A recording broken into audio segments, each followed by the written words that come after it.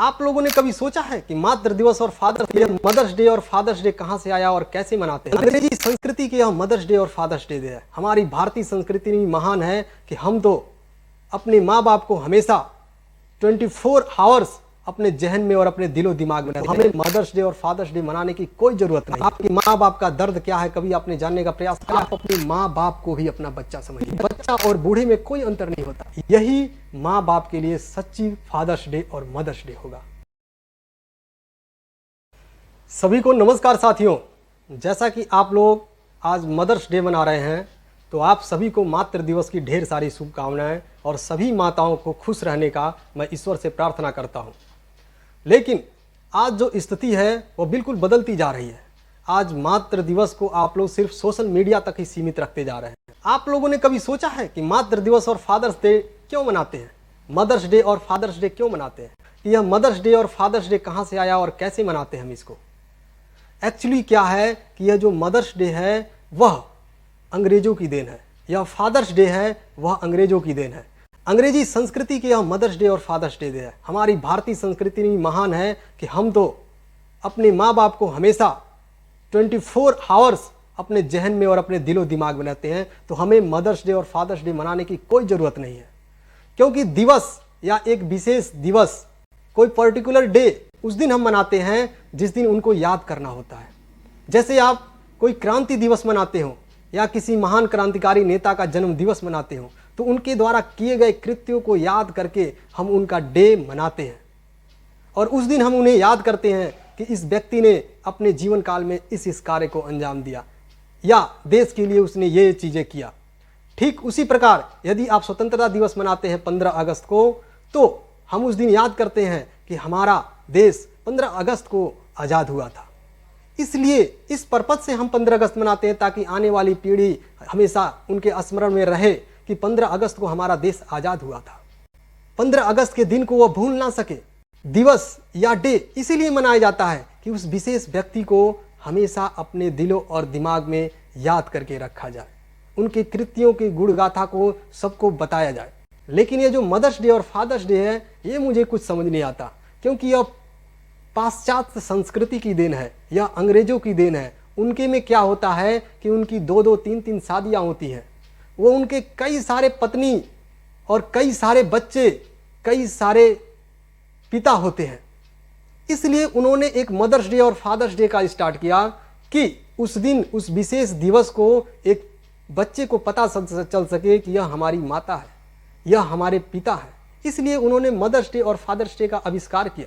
पता ही नहीं चलता है कि हमारे माता कौन थे या हमारे पिता कौन है, तो उन्होंने एक ऐसी संस्कृति, एक ऐसा डे का निर्माण किया कि उस विशेष दिवस पर यानी फादर्स डे पर या मदर्स डे पर वह बच्चा जान सके कि ये मेरे पिता है, यह मेरी माता है, और उस दिन वह उनके साथ अपना समय व्यतीत करे, उनके साथ खाना खाए, उनके साथ पारिवारिक संबंध स्थापित करे। उस दिन की बात करता है यह अंग्रेजी संस्कृति। इसलिए इन्होंने फादर्स डे और मदर्स डे का निर्माण किया ताकि उस दिन अपने माँ बाप को ढूंढ सके, अपने माँ बाप का पता लगा सके, या अपने माँ बाप के करीब जा सके, या अपने माँ बाप को याद कर सके। लेकिन हमारी भारतीय संस्कृति में हम लोग तो अपने माँ बाप को देवी और देवता मानते हैं। हम अपने माँ बाप को पूजते हैं, तो वो हमें कैसे भूल सकते हैं भाई? वो तो हमारे दिलों और दिमाग में 24 घंटा रहते हैं। माँ का शब्द लेते ही पूरी की पूरी प्रतिमा आपके जहन और दिमाग में आ जाती है। तो हम अपने माँ बाप को क्यों भूल सकते हैं? दूसरी चीज, हम क्यों उनका डे मनाएं भाई? हमारे लिए तो हर दिन उनका मदर्स डे और फादर्स डे है। आज एक कल्चर चल गया है कि सोशल मीडिया पे मदर्स डे मना लीजिए, फादर्स डे मना लीजिए, आपकी औपचारिकताएं समाप्त। इतने तक ही थी आपके मदर्स डे और फादर्स डे। लेकिन वास्तविकता के धरातल पर आपके माता पिता के लिए आपका क्या योगदान है या क्या आपका कर्तव्य है, ये कभी आपने जानने का प्रयास किया है? नहीं। आप सोशल मीडिया तक ही सीमित रहते जा रहे हैं। आपके माँ बाप का दर्द क्या है कभी आपने जानने का प्रयास किया है?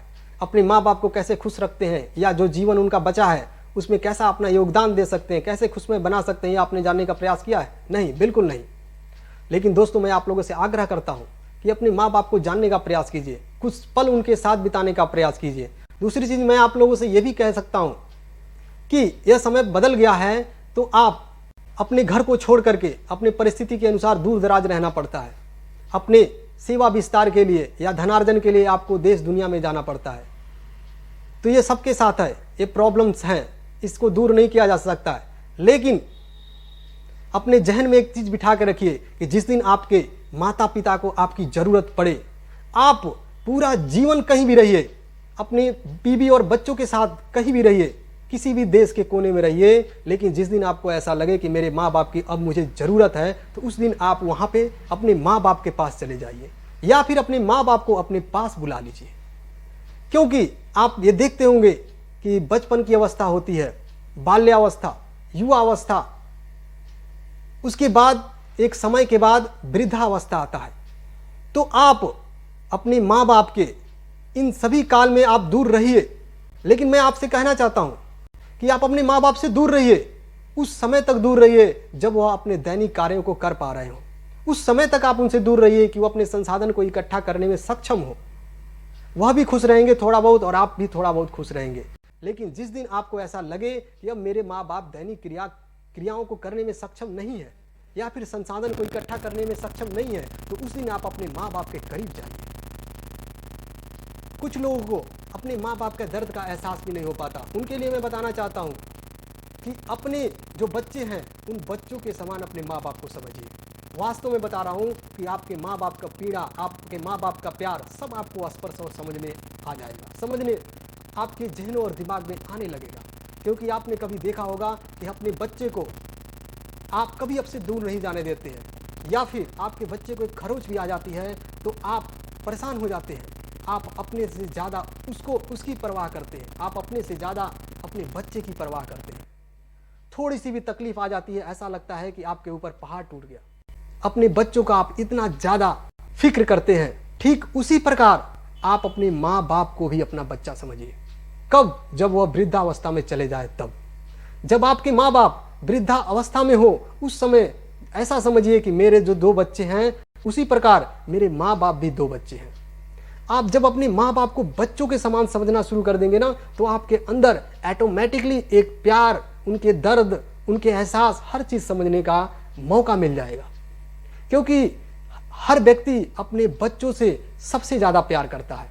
और ये बात सत्य है कि वृद्धा अवस्था में प्रत्येक व्यक्ति एक बच्चे के समान हो जाता है। कहा जाता है कि बच्चा और बूढ़े में कोई अंतर नहीं होता। इसलिए अपने माँ बाप को आप वृद्धावस्था में बच्चे के समान समझने का प्रयास कीजिए। उन्हें बच्चे की तरह प्यार दीजिए, बच्चे की तरह दुलार दीजिए, बच्चे की तरह केयर करिए।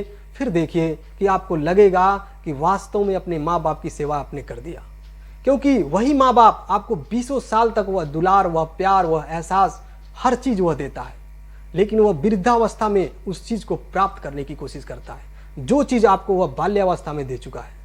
हर माँ बाप जब अपने बच्चे को प्यार, दुलार, संस्कार देता है या उसकी फिक्र करता है या केयर करता है, लेकिन जब वह वृद्धावस्था में जाता है तो उसी चीज़ के उसके अंदर एक जहन में आता है कि मुझे भी ऐसा प्यार और दुलार मिलना चाहिए। और माँ बाप को कुछ नहीं चाहिए, उन्हें ना धन से मतलब है, ना दौलत से मतलब है, उन्हें सिर्फ और सिर्फ आपके प्यार से मतलब है, क्योंकि उन्होंने बचपन की अवस्था में आपको प्यार ही सिर्फ दिया था। इसलिए आप लोगों से विनम्र निवेदन है कि जब भी आपके माँ बाप को आपकी ज़रूरत पड़े, आप हर चीज़ को त्याग करके उनके पास जरूर जाने का प्रयास कीजिए। यही माँ बाप के लिए सच्ची फादर्स डे और मदर्स डे होगा मेरे अनुसार। चैट सेक्शन में आप लिख करके बताइएगा कि आपके अनुसार मदर्स डे और फादर्स डे क्या होना चाहिए। नमस्कार।